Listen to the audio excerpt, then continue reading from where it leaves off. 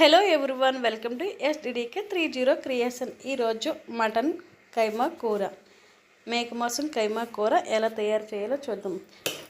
మేక మాంసం కైమా కూర చాలా టేస్ట్గా ఉంటుంది. ఈ వీడియోలో చూపించిన విధంగా నేర్చుకోండి. ముందుగా ఉల్లిపాయలు టమాటాలు కట్ చేసి ఉంచుకోవాలి. కొన్ని ఉల్లిపాయలు పేస్ట్ ఆడుకోవాలి. అల్లం వెల్లుల్లి జీలకర్ర గసగసాల మసాలా దినుసులు పేస్ట్ కూడా ఉంచుకోవాలి.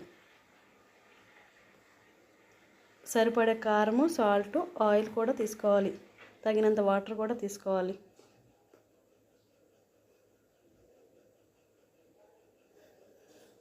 ముందుగా స్టవ్ ఆన్ చేసి ప్యాన్ పెట్టి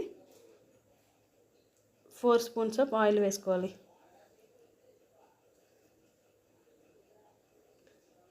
ఆయిల్ వేడెక్కిన తర్వాత ముందుగా పేస్ట్ ఆడుకున్న ఉల్లిపాయల పేస్టులో పచ్చిమిర్చి చిలుకలు వేసుకొని మరుగుతున్న ఆయిల్లో వేసుకోవాలి.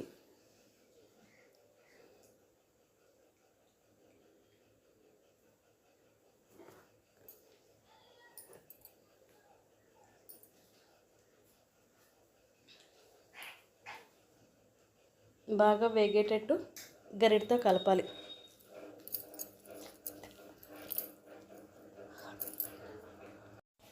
తర్వాత మేక మాంసం కైమాని నీట్గా వాటర్లో వేసి శుభ్రం చేసుకొని పక్కన ఉంచుకోవాలి.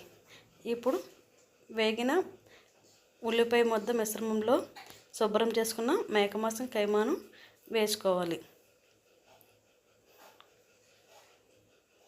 ఉల్లిపాయ ముద్ద ఎక్కువగా వేసుకోవడం వల్ల గ్రేవీ ఎక్కువగా ఉంటుంది.